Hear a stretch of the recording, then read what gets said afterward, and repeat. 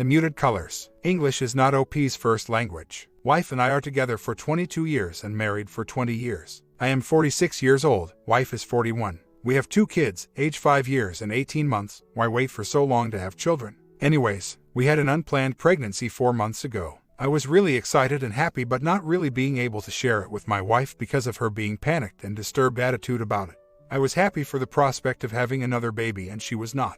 2 months ago, and 2 months into pregnancy, she had the abortion. I was surprised how swiftly she acted on having the abortion and did it before I realized that it was really going to happen. She didn't want the baby mainly because, according to her, she is the sole breadwinner lately and she couldn't take more responsibility. I'd give it to her if I didn't know her beliefs and where she stands for all those years. She and I continued to express guilt and sorrow for the abortion we had during the early times of our relationships 20 years ago. Financially, there wasn't any immediate concern. Where we live, a woman continues to be paid in full and plus during the pregnancy and after the delivery while having the 6 months or more leave of work. We have the best insurance coverage, great doctors, hospitals, and having another sibling wouldn't put our 2 kids' future in jeopardy, for financial reasons at least. She adores our kids. She values life so that she would put her life on the line for others, animals included. She stays as a vegetarian despite of being a meat lover inside. She supports charities for abandoned, mistreated kids, donates and works for them. Sometimes comes home crying for some of the kids she met and would adopt one last year if I'd go for it, I think.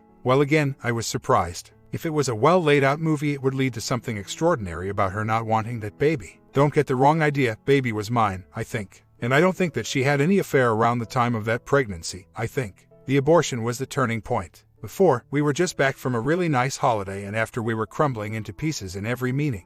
Next day after the abortion, late morning, she called me from work and blasted me about me not calling her to ask her how she is doing. She started preaching me about how I don't care about her well-being and don't support her on the phone. I had cried and threw up twice already then. I lost it there. I gave her the whole 9 yards. Started with reminding her how we celebrated our first 2 born first scans. I don't want to start a debate about abortion and it is the least of my concerns right now. I can't cut it short to the point most of the time. Still, I want to come across with where I am, that's all. She ended up visiting the closest shrink immediately after our phone conversation. I had to start somewhere. Abortion was the turning point. Kick to my back, sucker punch to my belly and blow to my head, all at once that woke me up from years of extremely beta male dream that I've been calling my life. At this point I believe that baby was mine. I tried to hint that in my first post. So, there is not going to be any update on that, I think. I can't prove otherwise. Actually, I wish that she came up to me and said that baby wasn't mine. Then it would be much closer to black than white. Now it is still gray, the limbo. I better finish the abortion story first. I put myself on the back seat before the abortion. I was worried about her age, 41. I was also ashamed that I wasn't able to provide the financial security which a woman rightfully needs during a pregnancy, and beyond. We went to our doctor, whom I feel lucky to have from our first 2 kids' conception to delivery. We became kind of friends eventually. This is important because he knew that I wanted that baby. There wasn't a communication mishap about that. Doctor said baby looked healthy at that point. Poor thing was laying on her side. I felt that it was a girl. I was going to video the whole exam and get the scanned printouts as I did with our other kids before, but my wife made me uncomfortable all along. I wish I realized where we headed then. After the exam, doctor said baby was fine, and with the recent track record of my wife, her age and health were not an issue.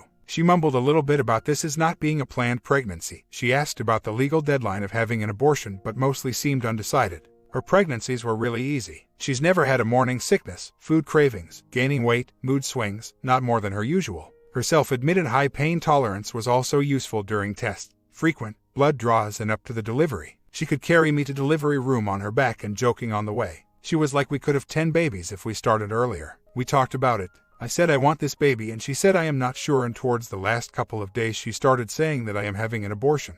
I didn't take her seriously. It started downing on me the night before when she asked me to set the alarm a little early so she can catch a taxi to clinic since she wasn't driving herself. I said set your alarm yourself, how beta of me. In the morning she was on her way. I started the realizing, panicking process. I started calling her on her cell constantly, begging her to come back. And after about 5 times she answered, her phone went dead. It was the time to rush out the door, drive like crazy and get to the clinic before it is too late. But at that time, I was preparing breakfast for 2 kids, changing diaper, already tuned into a 4-year-old's cartoon on TV, and most importantly lacking the necessary balls, testosterone, and adrenaline like every other beta men. I got what I deserved. She had the abortion. I really need to cut it shorter than this. Just the facts. We were having a non-physical marriage almost from the beginning.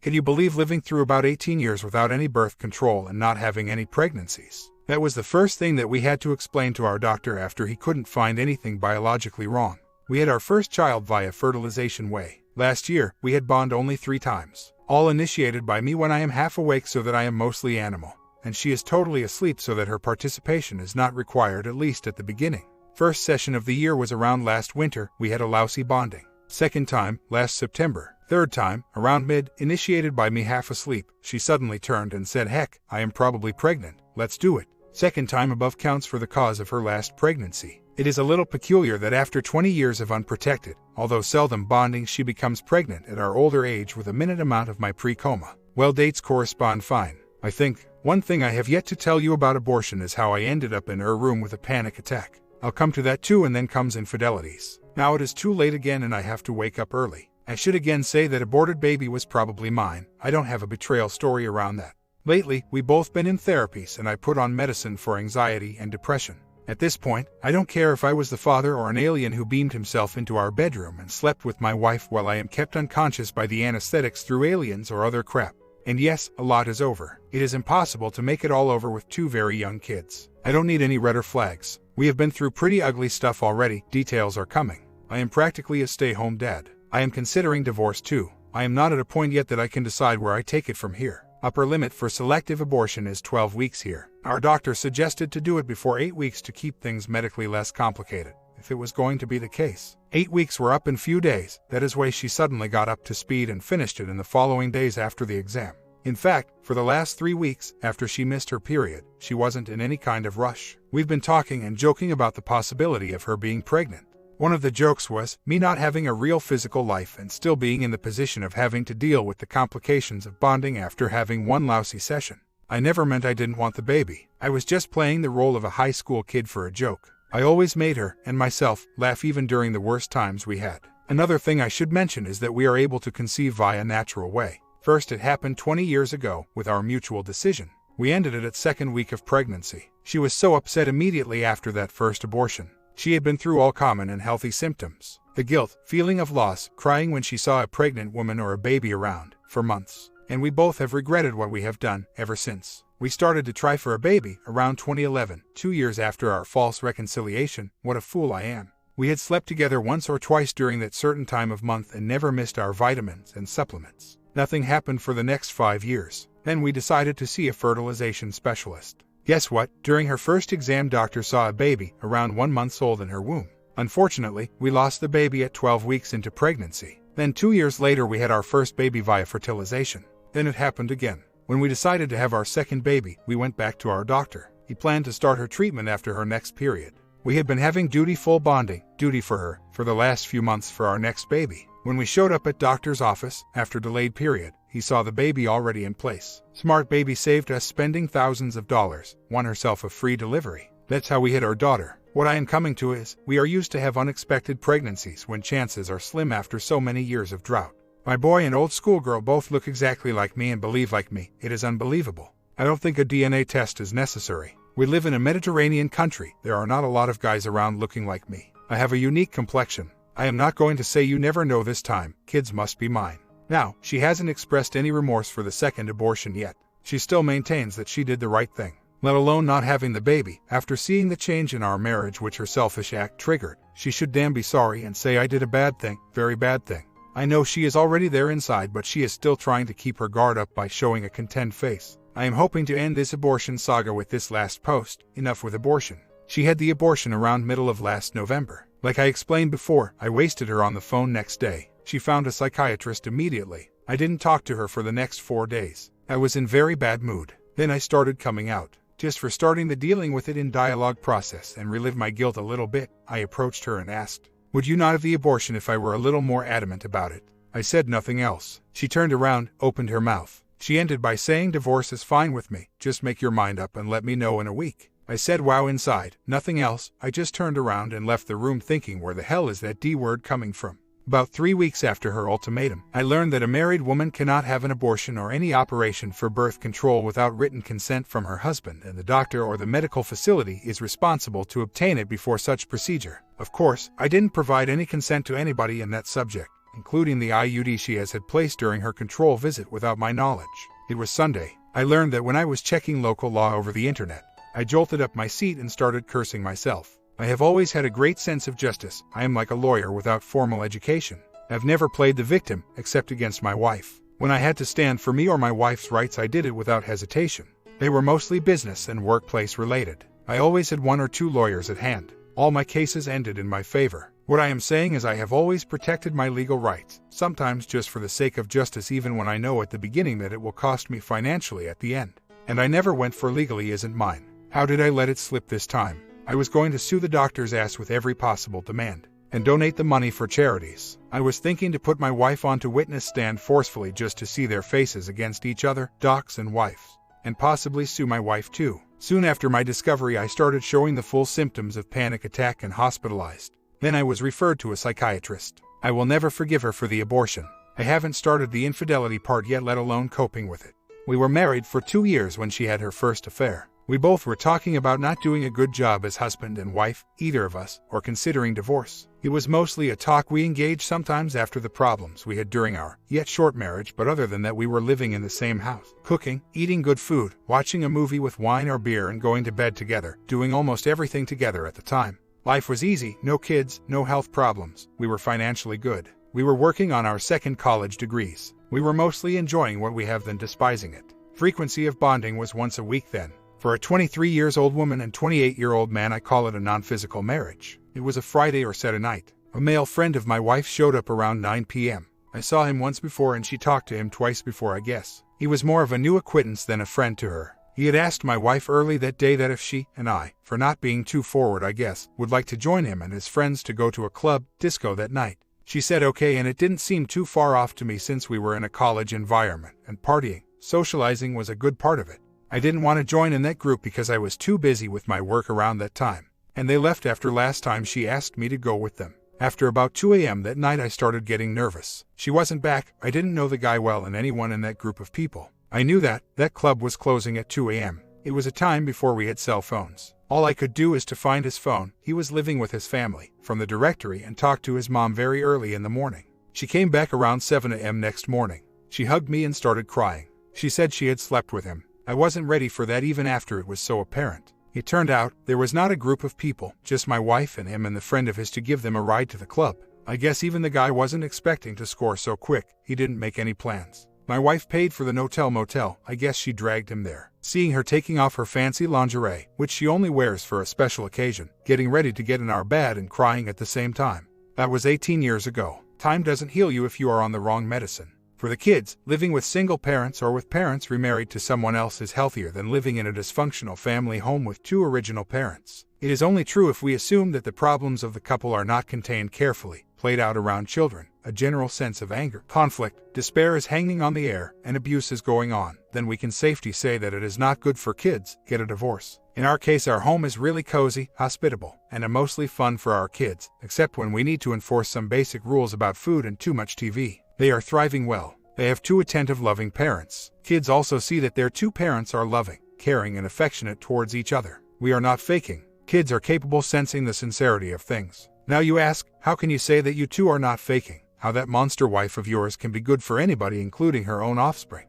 Well, it happens. I don't think it is that rare. Since my main concern is the kids in the equation, I say I see fake couples staying together for kids everywhere. Infidelity is involved or not. Just look around, look into your family, think about that cranky grandpa of yours. You wonder how grandma could put up with him for all those years. She must be an angel. Probably she is, or maybe she never forgets about her sweetheart before grandpa but had to marry grandpa. She devoted herself to their kids and home, but grandpa always knew that he wasn't the one. You can change the roles in that story. For the similar stories in my family and people I know, it was mostly the right decision to stay together and part of the parents. I saw the kids, my cousins, having a happy childhood and grow up to be healthy individuals, having their own family. Now I am older, I am learning about some old stories in my family. Some had enough reasons to separate, but after all those years I say, they failed each other but not their kids. Almost all my friends who are coming from broken homes chose to stay single and without kids. I cannot say that they are not happy with their choice, but I feel like that plug which you attach your spouse and kids is broken inside them. So, if a couple can manage to provide the necessary environment for their kids, they should remain married at least until kids are out on their own, no matter how sick their love life is. We are not in US. It wouldn't make me a millionaire here, but malpractice laws are in place and in working order here. Doctor owns the clinic. He has more freedom there, like not being responsible to answer to the management.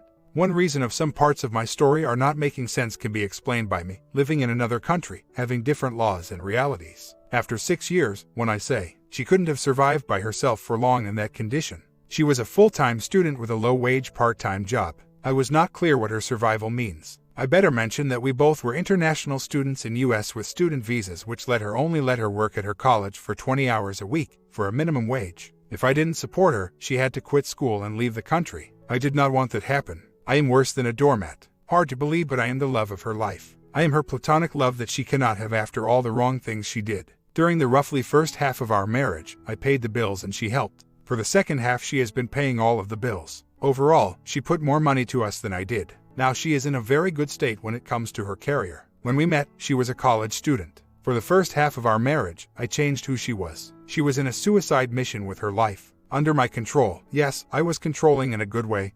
I changed her field of study. She had much more than a college degree, academically. Then I literally placed her into her first job. When 30 years old, she had the opportunity of having the dilemma of thinking about retiring next year as a rich person or working for another year and retiring even richer. She immensely owned and enjoyed all I gave to her. She always acknowledged my input, except when gaslighting time came. Yes, I was painted as controlling too. None of us are in this for each other's money. We can both make good money on our own. Kids are my main concern now, but all along, we are weak and stupid. Why didn't you leave your wife when you first caught her? I am not really asking, merely answering your question. We are in the process of a change. There is no way of mending the things which are broken. I cannot take her back as my mate, whichever it means. I am all alone now on, even if I die in her arms years later. I am not a believer of any type of reconciliation now, and not just for us. I believe that reconciliation after an affair was possible. We tried it in the past. Could we do it in a better manner? Yes, we skipped many necessary steps. Either way, it doesn't worth it. During our times before our marriage, she was such a keeper. She was deeply, madly in love with me, would choose me over herself.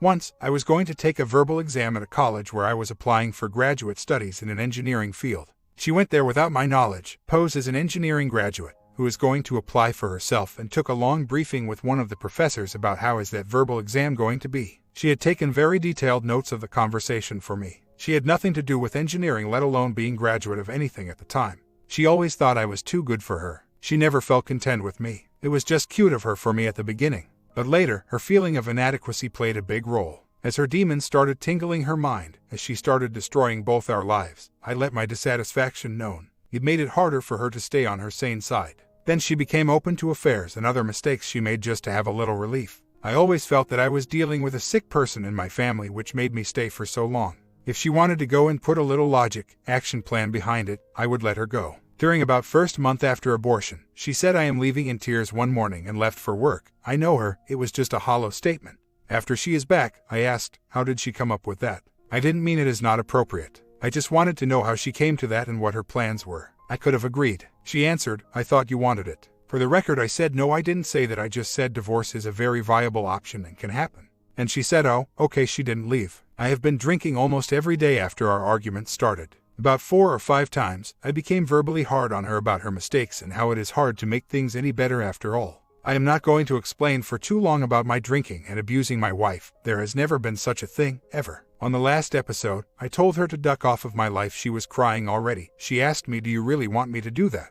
I said yes. She packed and left with kids to her parents' home. Kids didn't see us arguing, but they were sleeping and it was late. My 4-year-old son picked some signals and started crying on the way. It was the worst thing I did in my life. Next morning, I called her back and she was back with kids. This is when I realized that if it is going to be like that, staying together wasn't going to be good for kids. After that, I put everything on hold. I don't want to do anything drastic with 2 young kids in the picture. First, I want to know what I can do, then I want to understand and believe what she can do. After we decide that the separation is the option to go, we need to talk to our son's child psychologist and only then act on our decision. I need to be very careful about my kids. She wants to stay with me. I don't know how, but I need to find a resolution. I am not looking for a major advice like divorce or stay. I will be asking smaller questions about handling things which related to infidelity because I need to exhaust every possibility to push myself to separation, or I may see that staying together is possible. Like every other poster, I had to give my background story for better communication and for its therapeutic value. I am sorry it took me to write a novel. I will put a line into my first post to direct newcomers to my recent single post for a shorter version. I know what I want. I don't want to hurt my kids. I don't want to be hurt anymore, and I want my wife to find some peace of mind. Yes, I wondered a lot. But for the last about 11 years, after our last reuniting, things were not that bad. We were really good friends, spending our time in different countries, sharing the same experiences together for so long draw us closer. Yes, bonding was lacking, sometimes for months, but I was hearing that when people are married for too long that was expected, and she was on meds on and it was taking its toll, I thought. After the abortion, 5 months ago, I started questioning everything about our relationship.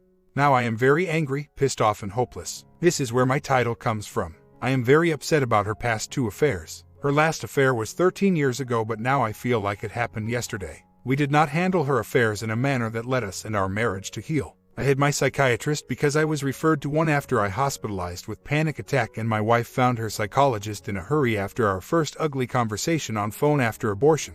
Mine listened to me like watching a soap opera and actually tried to help, but I was out of her league. She put me on meds I had to give up on her and the pills after 2 months. My wife was detailing me her session with her psychologist, in length. I went to her for a session to let her help better to my wife. After 6 or 7 sessions, she started signaling to my wife that they were coming to the end of my wife's treatment, but she didn't ask or listen to anything about my wife's childhood yet. My wife had a really bad childhood with abusive parents. I am not sure if we can find proper counselors in our city with similar cultural background to us. I'd really like to find someone with post-traumatic stress syndrome expertise related to infidelity. And adding to all that, we had really good times financially, but now we owe much more than we have. So, we cannot spend much on counseling, and our insurance doesn't cover it.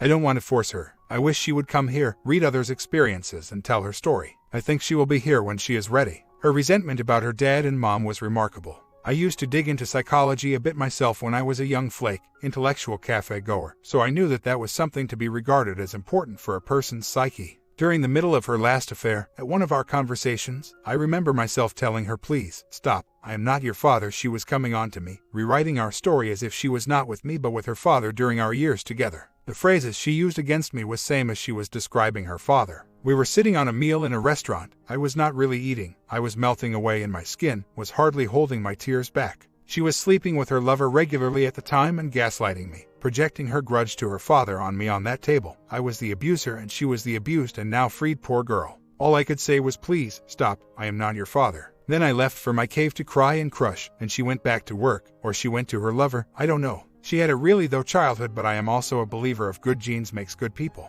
I know her parents for years. They are very strict and demanding people. She is right, but they are also good people. Their demanding ways, cold attitude was hard for her for sure, but they were always there for their children. They tried to raise them as good and strong individuals. I had many disturbed and many healthy friends. Compared to their families, and how my friends ended up, my wife must have some bad genes too. Her parents' influence alone are not enough explanation for her disturbed personality today. I am looking for excuses to leave her. I am different now. Actually, I don't need excuses. I had enough to know that she is messed up. English is not my native language. My feelings and my views are all over the place. My head is not right now. I write things that they blur my story more than they explain. Here is another correction. Yes, she tries to initiate much more than before. It is not like she is giving bonding to cover up something. She tries to romance me. She is trying to get intimate with me in all levels. She does it for herself too. I can feel it. She bought me flowers for Valentine's Day. She arranged us time in our new home without kids around. We just have a couch there, and she bought candles too.